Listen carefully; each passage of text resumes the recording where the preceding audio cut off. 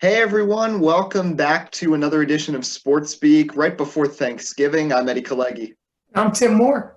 Great to be back. We had a little off week last week. We still did our NFL picks. We'll have that at the end, but we got Rahill Jaiswal here. We got a lot to get to. It's a busy show today. First thing we'll be talking about the Steelers-Ravens game postponement as the NFL continues to struggle with COVID. And speaking of COVID issues, college football and college basketball, they're once again becoming present. We'll talk about that. And the start of the college basketball season in general. A lot of big programs in action and a lot of teams with a real shot at the title this year. Then we'll talk NBA free agency, baseball free agency, both of them right now in full swing. And lastly, those NFL picks. But let's get started right away with the Steelers and Ravens, which was, for all intents and purposes, the marquee game on Thanksgiving. Lions game is always bad. And even though the Cowboys in Washington is actually, it's actually got a lot of meaning when it comes to a playoff spot. It's the NFC East. So it's frustrating to say, and I saw, Rahill, you brought this up in our group chat, that the Packers 49ers game a few weeks ago, that was on Thursday night, it was a very similar situation, and they still played that game. Yet this time around, they do not, and they push it back to Sunday.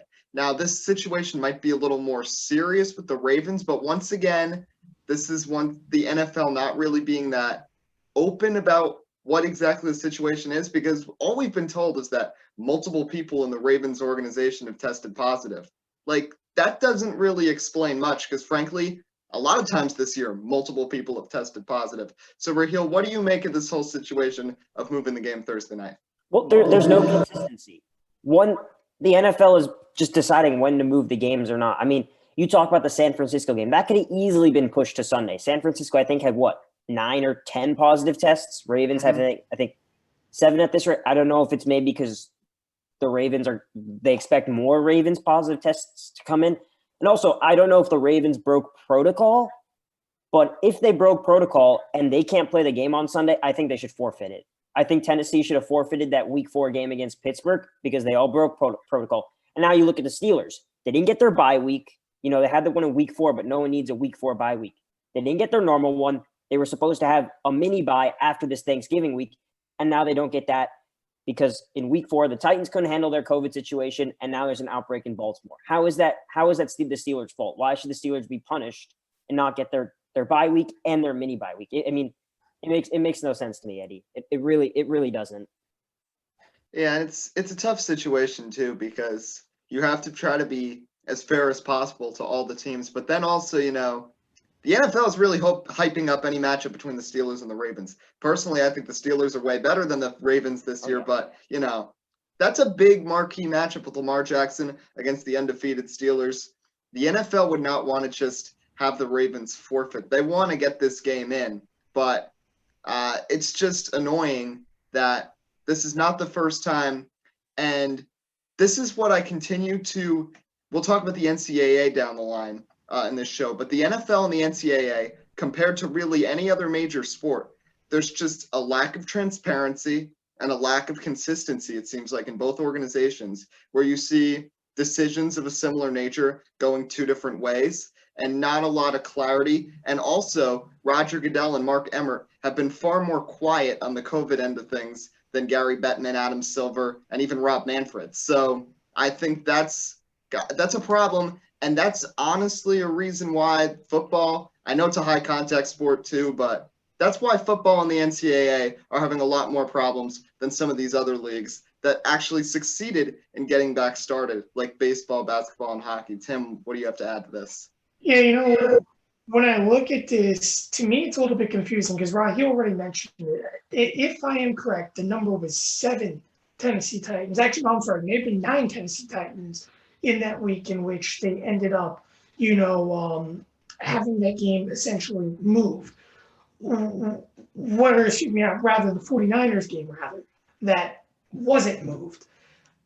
What just doesn't make sense to me, though, is there a magic number put in place? Is there something that they're not being transparent about that we should know? And I really think that Roger Goodell needs to open up. This is a serious situation because while I agree, I feel that Baltimore should be responsible if they broke, protocol. At the same time, Eddie, you also mentioned the fact that this is a marquee matchup. You want to see this. I mean, I go back to a couple years ago. Remember that big Christmas game both of these teams had? Mm-hmm. This is a game that everyone loves to see. It's a simple rivalry. But I'm going to say this too. Give the Pittsburgh Steelers a lot of credit this year. Think about all the adversity already they've had to gone through. And they're still the only undefeated team left in the National Football League. If they can survive another week of mayhem, they may survive the whole season, if I'm being honest. At this point, and I know, yes, they haven't had that long week of rest that every other team gets, but if they survive this week, even with the scheduling change, I wouldn't be surprised if they turn around and survive the rest of the regular season, because it seems like they have everything put in place right now. They know what their job is, and they're really just here to play football. They don't care about the schedule and everything else. So I don't really think it bothers Pittsburgh, but as an NFL fan, it still is bothersome to me. And the Steelers, I mean, it's not like they've just had a cakewalk of a schedule either. They've already beaten Cleveland. They've already beaten Tennessee. They had to go to Jerry World, and they beat the Cowboys, regardless of who's quarterback in Dallas. That's Hold always on. tough Did you going just on the say road. it's not easy to beat the Cowboys? I'm saying going to Jerry World is not the easiest thing, regardless of who the quarterback is. I'm just saying with the atmosphere, and you know what? This year, that's one of the few places where you're going to still have at least a tiny semblance of home field advantage because they're actually letting people in. That's all I'm saying.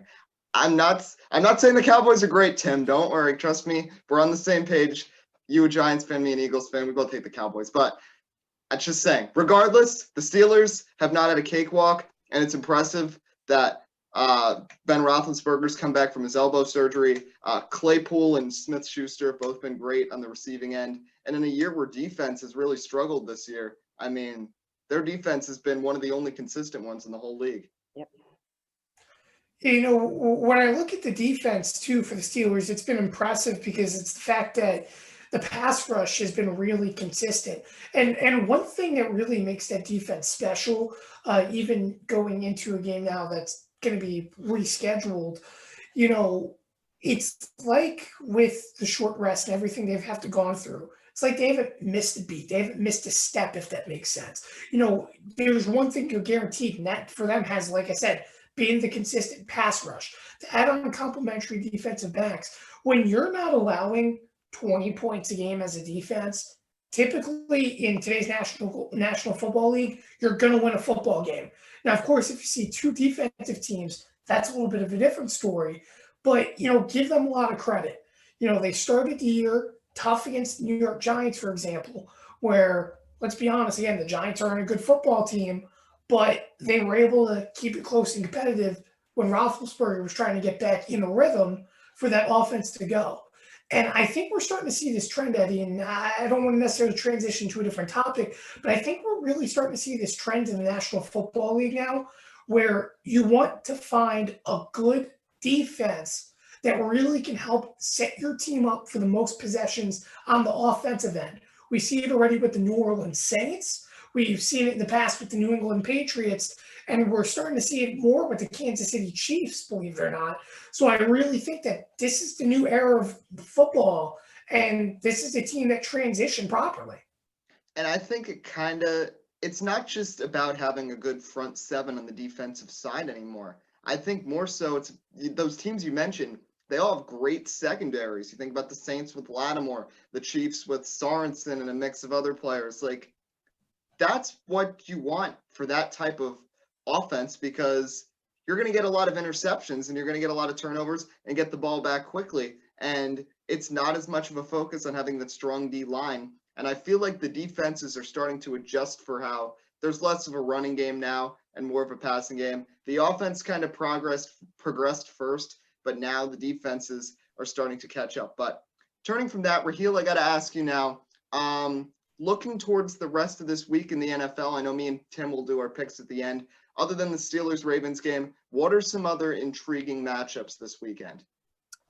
This weekend, well, definitely the football team Cowboys game tomorrow. And I know it's not going to be the best standard of football, but you know, all of us being, me and Tim being Giants fans, you being an Eagles fan, it's major implications for the NFC East situation.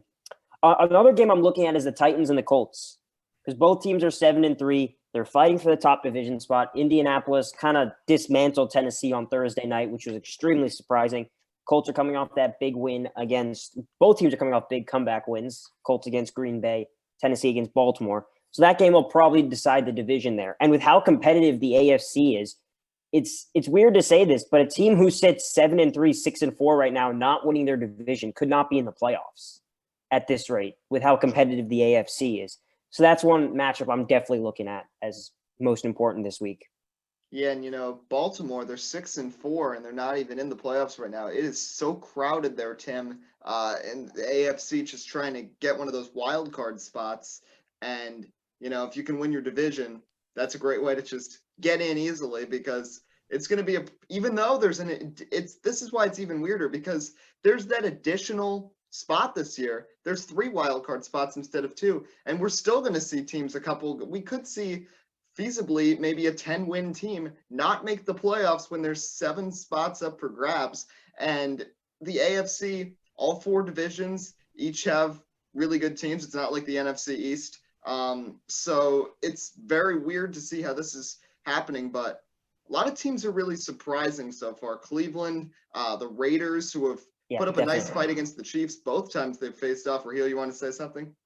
Definitely the Raiders, because Tim, if you remember that, there was that one show where we were talking about how the Raiders weren't going to do much this season. We both said it here, so it's really interesting. The fight they gave Kansas City last week without basically 7 of their best players not practicing that whole week because of COVID. And so, I hope they get that playoff spot, because then we get a Chiefs Raiders wild card matchup, which would be great. Yeah, if I remember that show, I believe I mentioned the Raiders as a potential wild card team, but I also have to bring up this point yet again, is the fact that, yes, right now the AFC looks really, really good. And what we have to remember, though, is that both of these divisions, in particular the AFC North and AFC South, that have found a lot of success early, also have to take into account that they haven't played majority of their division games yet. So, yes, the AFC North has played more than the rest of them, but there's still big division games left to come. I'll say this. The AFC South every year is a flip of a coin, let's be honest. No one knows. Now, obviously, the Texans are irrelevant, but in the past, they have been. The Colts, it seems like every year they make a great push, and then they fade when it doesn't matter. And the Tennessee Titans, they come out of nowhere every single year. Even if it's not an AFC South win, they find a way to somehow pop their way into relevancy. Now, this year, I'm going to be honest. After this Green Bay game last week for the Colts, I am really convinced this is a good football team again. Philip Rivers is throwing bombs, to say the least. He started the year underwhelming, but has come back into rhythm and has played very good football. And when you can outduke Aaron Rodgers, might I add, that's big company. Because let's be honest, this year, Aaron Rodgers, I don't care what anyone says. I know Patrick Mahomes is having a wonderful year, but you can't take away the fact that he should be this year's MVP to this point. He's carried an underwhelming team. I see where you're saying, Rahill, but really, think about it. Yes, he has Devontae Adams, but he didn't have him for a couple of weeks. Still found ways to win the game. And on top of it, who's his next best receiver? Marcos Valdez-Scantling? Who's that guy? He's not a 1,000-yard receiver, right? Patrick Mahomes has targets. He has consistent targets. Think about it. Tyreek Hill's a threat. Travis Kelce's a threat. Aaron Rodgers makes nobodies look like something. Lamar Jackson this year has been underwhelming, and Russell Wilson has targets too. Let's be honest. That team can play offense all day long. But on the AFC side, what it's going to come down to when it's all said and done of who makes the playoffs is the simple fact of, I think, who is the better defensive teams in their division games. We've already seen the Ravens obliterate the Browns, for example. We've seen the Steelers obliterate the Browns because they played much better defensive football. I need to see who's the better defensive team in the AFC South between the Colts and the Titans when it's all said and done, to figure out who's going to win that division and potentially battling for the final wild card spot. But if I'm Baltimore going into this week's game, if it happens, of course, even though it's bitterly scheduled against the Steelers, it's essentially a must-win, because if you don't beat Pittsburgh this week, your season is probably going to be coming to an end very soon if you lose one or two more football games. Yeah, I mean, 6-5 if they lose. I do think you mentioned the division games coming up. This is really going to hurt Cleveland because they have just been decimated both times they've faced the Ravens and the Steelers, and they have to face each of them one more time. So, I mean, and it's disappointing too because they show so much promise when they're facing teams like the Eagles and the Cowboys, but then again, those are the Eagles and the Cowboys. So, one thing I do have to say, Tim, I think Aaron Rodgers is having a really solid year. I don't know if I'd throw him as the top candidate for MVP, though, because statistically, I know Kyler Murray had a bad game against Seattle, but other than that, I was looking at his statistics. Of course, ESPN is obsessed with him, and they tweet about him every 20 minutes now. But, they showed a comparison between him and Lamar Jackson. And Kyler Murray has more touchdowns and more total yards at this point in the season as Jackson did last year. I know Lamar Jackson really picked it up towards the end of the year, but I still think Kyler Murray could be someone in the consideration. And you mentioned Aaron Rodgers with having a lack of targets. Well, this is something really he's been able to work through his entire career. We've always heard about how the Packers won't draft a receiver early. And even this year, they decide to go with a quarterback, and they go with Jordan Love. Like, this is a tradition almost with this team. And if you think about it, throughout history, he's never had more than maybe two really good targets at one time. Used to be like Donald Driver and Greg Jennings. Then it was Randall Cobb and Jordy Nelson. And now it's basically just Devontae Adams. So I don't think this is just a rarity. He's certainly having a great year. But there's also been a couple games where the Packers, just like last year, have come out completely flat. And that's my concern with the Matt LaFleur system, because last year, the NFC Championship in that game against the Chargers, they got crushed. And this year, it's happening again. The Buccaneers game, and then the second half of this game against the Colts, where this team just disappears. And that's my concern with the Packers going forwards, because they are the only team I've ever heard of that's so good, but they don't lose close games. The only times they lose, they get crushed. And a lot of times it's by teams that are worse than them. Minnesota this year, the Chargers last year. That's my concern. And that's why I still have more faith in an NFC West team right now than anybody else in terms of making it to the Super Bowl out of the NFC. Them or the Saints, given that Drew Brees comes back healthy. I don't think Taysom Hill is carrying this team to the Super Bowl, obviously not. So they need a healthy Brees. If they have a healthy Brees, they can be there. I don't know how much faith I have in the Packers at this point. But I want to move on to topic 2 today. College basketball getting started. There's a total of almost, I think it was 195 games between men's and women's basketball today. There's a lot. It's nice to see college sports back, but of course there's been a lot of hurdles. There were games postponed, even in the local area, just to name a few.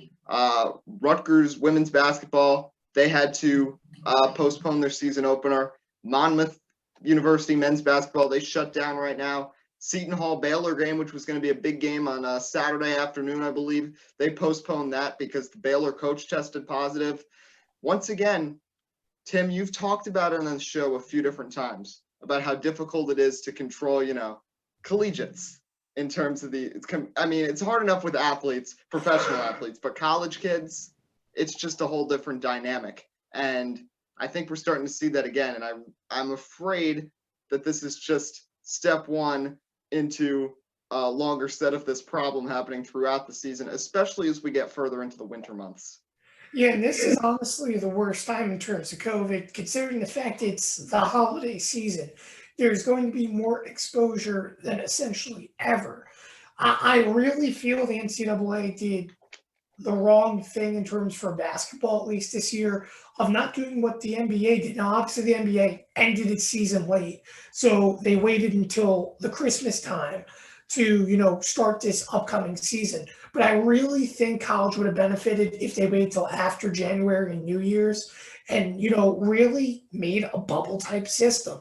I know it's hard to do because there's so many colleges, but at least if you had colleges playing in in the same state, for example, in an area at a given single time, it would probably end up working out a lot better and being a lot more safer than these kids traveling across the country every single week, or playing meaningless games outside of conference basketball. Because let's be honest, the only reason why you're playing a team that's not in your conference is simply because of the fact that you're either getting paid there to go squash them, or you're just using it to prepare for your conference games. Because at the end of the day, conference games are the only thing that matter in the NCAA, no matter what sport it is.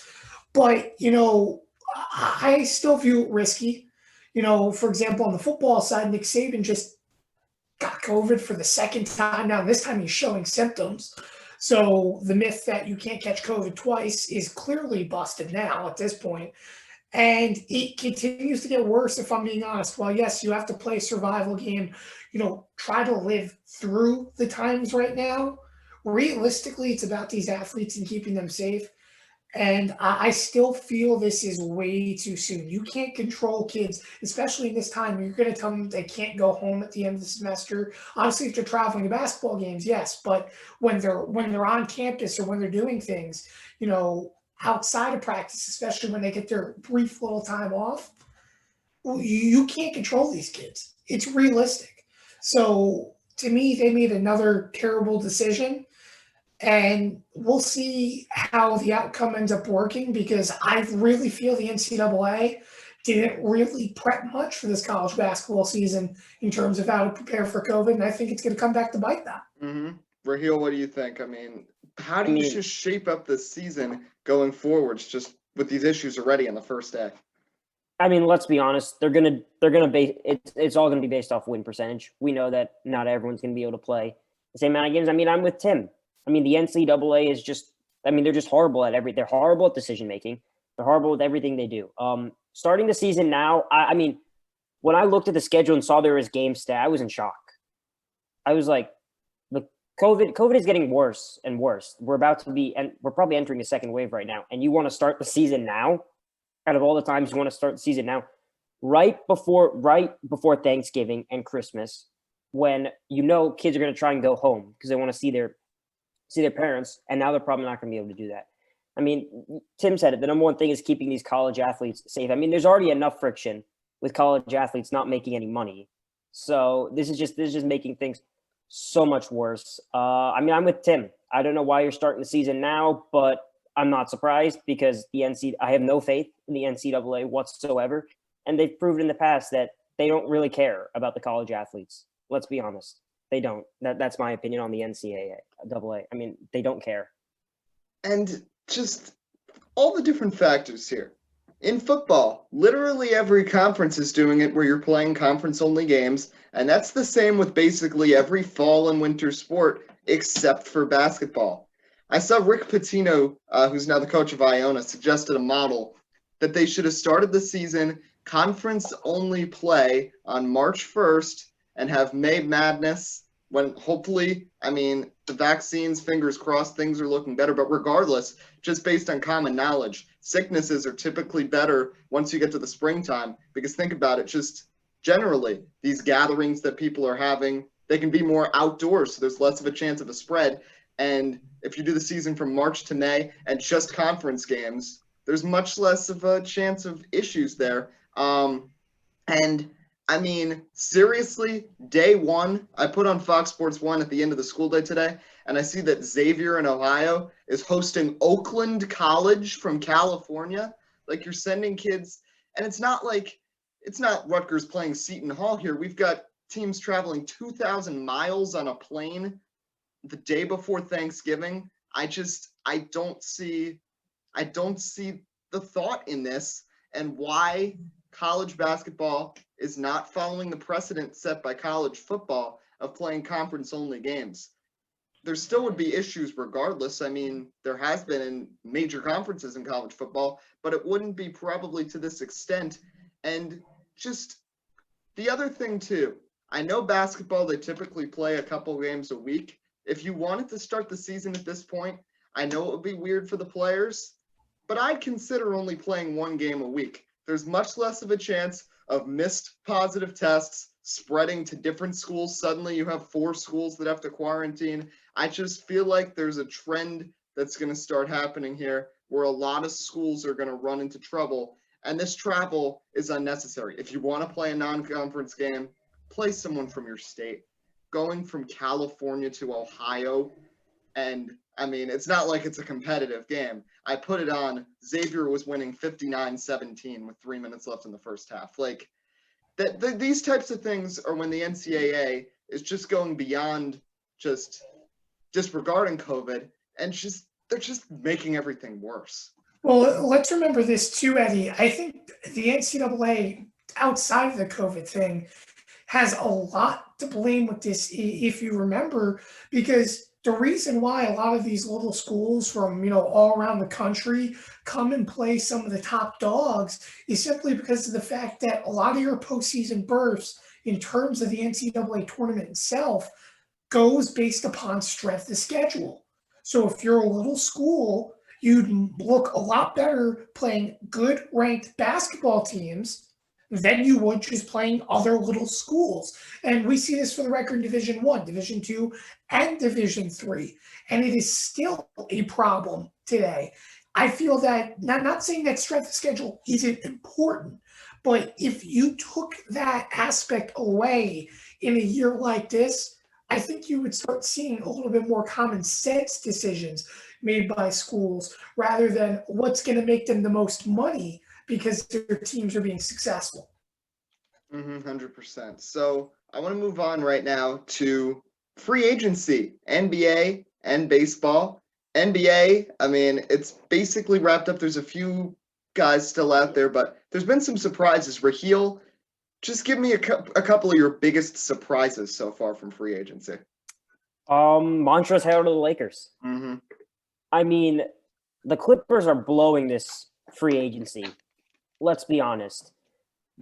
Going into the season, I picked the Clippers to win the championship, not because I thought Kawhi Leonard was better than LeBron, not because I thought Paul George was better than Anthony Davis, because of their depth. I picked them because the guys like Lou Williams and Montrezl Harrell off the bench.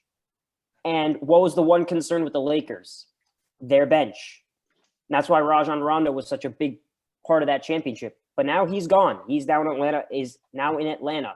I thought he was going to sign with the Clippers. That would have been their way of saving free agency. But, I mean, how do you, first of all, not only do you not re-sign him, you let him go to the Lakers, the one team that you're trying to compete with, the team that you're in their shadow, you're trying to get out of the Lakers' shadow by beating them at the Staples Center, being the Kings of LA, and you let maybe one of your best players off the bench, the reigning sixth man of the year, go to the one team that you don't I mean, you get what I'm saying, right? I mean, Go to the one team that is your biggest rival right now. And now where do they sit in the Western Conference? Because we know Denver's not going anywhere. Golden State, they're probably not going to be back this year, but who knows what happens next year? Who knows what Phoenix does now that they have Chris Paul? I mean, there's so many questions now with how, the Western Conference is so deep. We don't know Harden, Westbrook. I think they're going to stay and play it out. So you could see the Clippers really drop in the Western Conference. Again, Luka and Porzingis, they're not going anywhere in Dallas. Clippers really should have lost that first round series against them. So, I mean, the Clippers are really they're closing their own championship window right now. And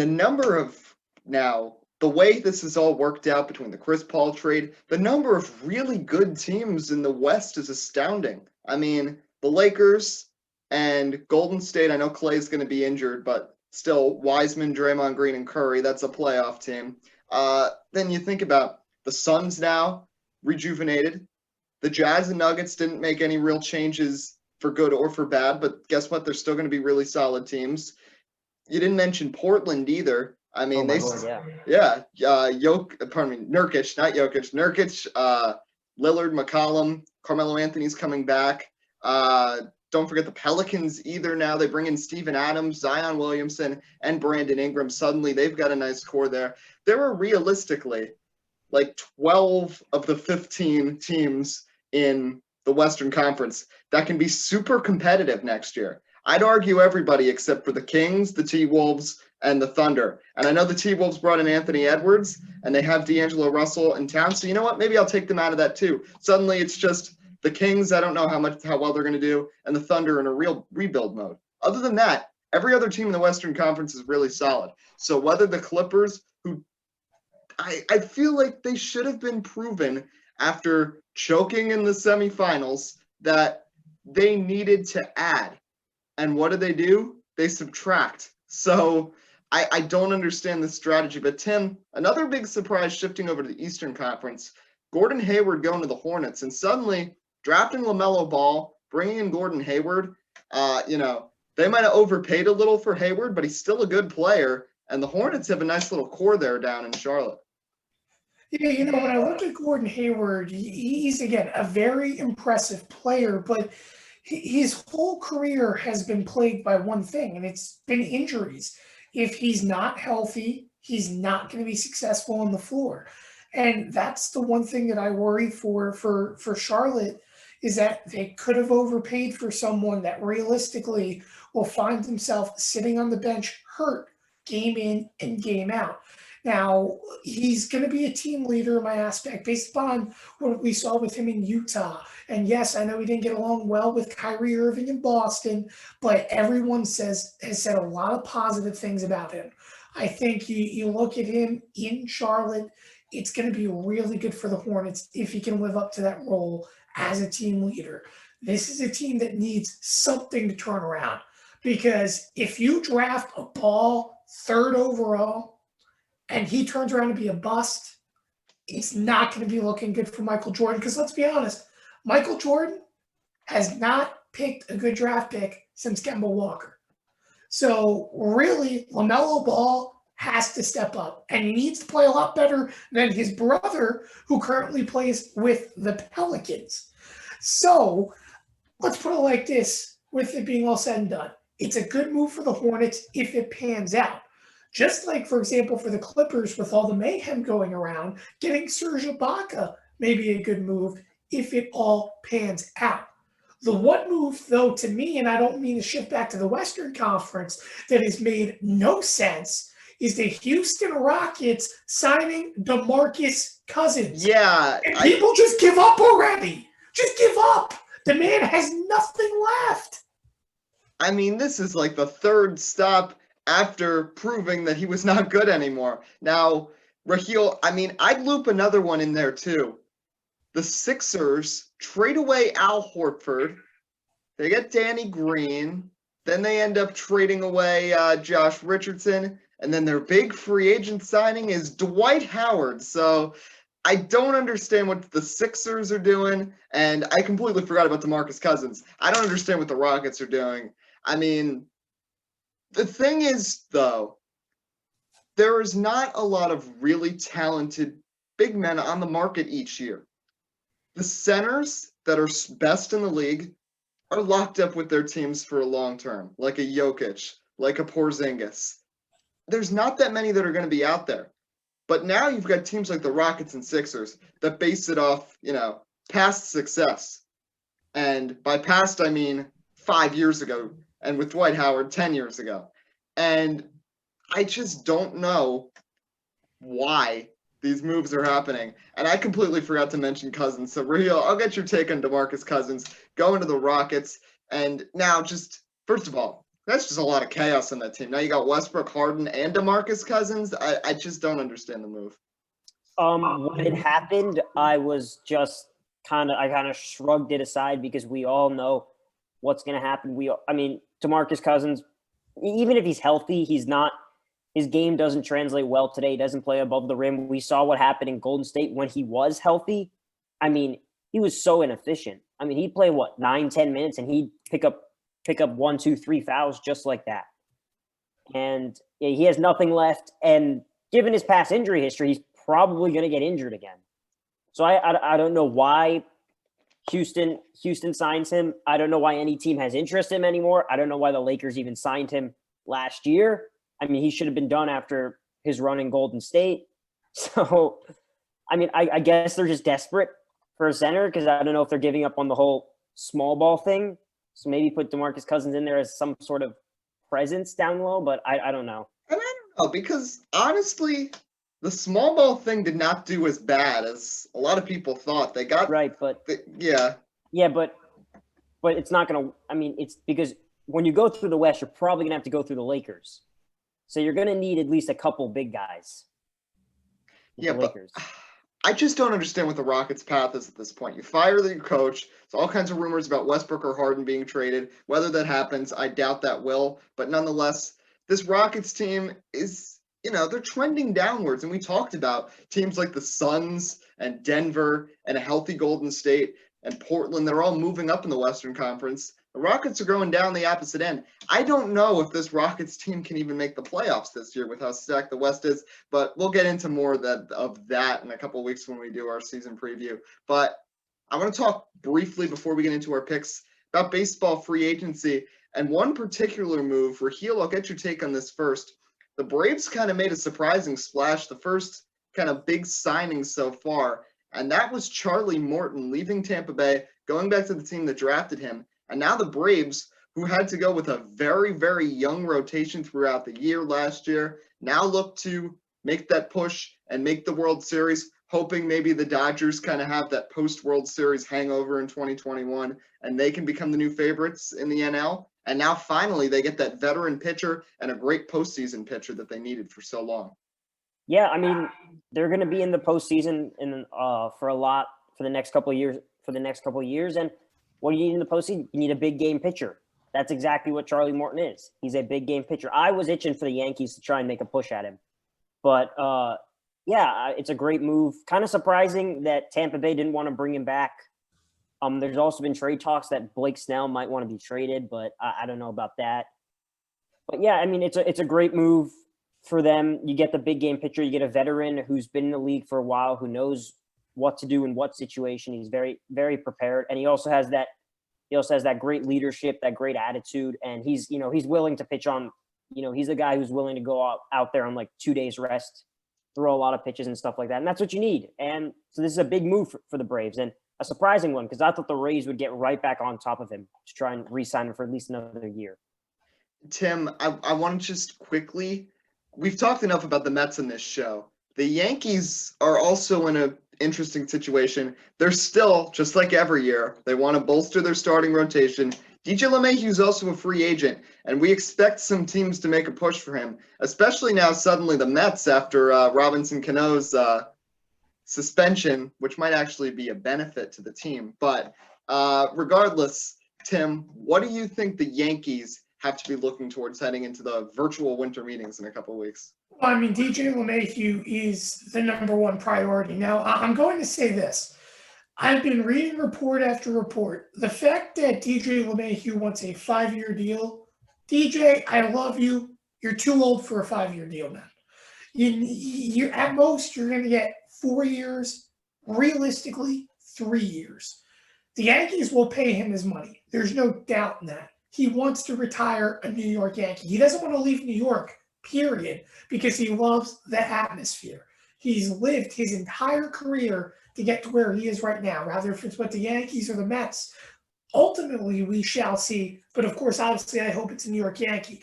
But for the Yankees, you've got to go for him as the number one priority. But I say this as a but.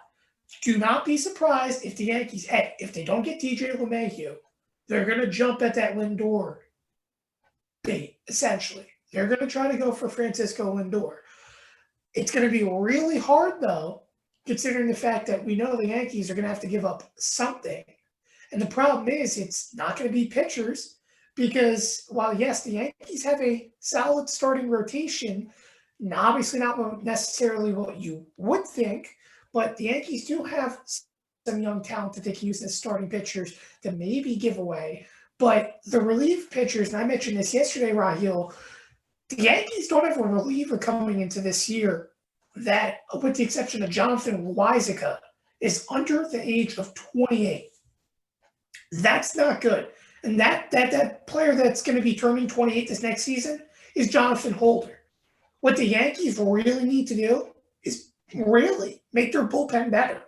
And I don't mean find talent, find, 8 older players. What I mean is really try to find young, average relief pitching that you can develop. I think we're at a point right now for the Yankees where, yes, we know what we're going to get from Zach Britton. We know what we're going to get from Rahill Chapman. But if you keep the same team year in and year out, which is, by the way, the biggest reason why the Yankees have failed the last 2 years, simply because of the fact that Brian Cashman doesn't make moves at the deadline, when you're complacent with what you have, you never are successful. The Yankees need to make that move, like I said, to bring back DJ, and if they don't, better that middle infield, and then find ways to better the relievers. I would have liked Charlie Morton for the record, but at the same time, he is 36 years old. Let's not forget about that. He's not an aspect of the future. And let's also not forget the fact that the last 2 times the Yankees signed veteran pitchers at an old age, it didn't work out, a.k.a. J.A. Happ. And at the time, yes, Lance Lynn did work out, but in the big picture, off that trade, what did it do for the Yankees? Nothing. And he's not the only one for the record. But the Yankees really need, like I said, to better that bullpen, get DJ LeMahieu, and if it doesn't work out, congrats for the Mets because they got a really good player. But this isn't a Yankees team that stinks. They're going to find ways to be successful and continue to compete. It's just a matter of, is DJ on board or is he not? Rahill, what's your take on the Yankees? Just bring him back. Bring back DJ. That's all I ask. Throughout this, I think he's proved in his last couple of years that he's more valuable to the lineup than anyone. And I'm saying more valuable than Judge and Giancarlo Stanton, because he and Luke Voit were the two that kept that offense afloat throughout the whole 60-game season. Bring him back. Tim, I think DJ, I think he'll come around to a 3 or 4 year deal just because he wants to be with the Yankees. He said it. Now, if he goes to the Mets, if he goes anywhere else, that would be extremely disappointing. But as far as the whole Lindor situation, I don't know what's going to happen. Cashman, I think he needs to start making moves at the deadline. I don't know. I guess you can go after Lindor, but you're probably going to have to give him a lot to get him. So I don't know. And my whole thing with the Mets, because you both talked about the LeMahieu to the Mets, I know it's been a consideration. I feel like that should not be a priority for the Mets because they have options still for that middle infield, even with no Cano, and they have bigger fish to fry. Starting pitcher, that rotation outside of DeGrom and David Peterson last year was atrocious, probably the worst in baseball. So I know Stroman's coming back. You need another arm there because Syndergaard, we don't know when he's coming back from the Tommy John. When Zach Wheeler had his Tommy John from the same doctor in New York, it took him 2 full years to come back. So I don't know how quickly Syndergaard's going to be back. So no Syndergaard, then you've got a rotation right now of DeGrom, Stroman, and David Peterson. You need someone else reliable there. So I think they got to try to get someone like a Trevor Bauer. He's the biggest rumor. But I think that and a catcher is way more important than trying to get a middle infielder because you can stick Jeff McNeil there. You have Jimenez. You still have Ahmed Rosario, who isn't awful. I think you still have people that can make, do a decent job there. Whereas the Mets have other holes where people are doing a bad job, like the starting rotation. And those are things that Steve Cohen has to try to figure out first. Well, I do have to say, though, you never know. Steve Cohen is going to spend a lot of money, and the Mets are the only team coming into this year with a better financial situation than they had in 2019. So how much he's able to spend, I don't know. I'm kind of excited to see how much, but for now, I think the pitcher and the catcher have to be the focus. But I want to move. Actually, Tim, go ahead. I was just going to say, I have to ask you one question regarding the Mets. Yeah. Do you think an aspect of Steve Cohen, if he doesn't deliver with 2 of the best free agents in the market this offseason, is it a disappointment? I'm not going to call it a disappointment because it is year 1. It's the first year of a new owner. He definitely has to get at least one big one. He definitely has to bring in, to me, he has to bring in either Trevor Bauer or JT Realmuto, or else I'll say that it's a disappointment, especially since Realmuto, it's basically between the Mets and the Phillies, wherever he's going to go for the long term.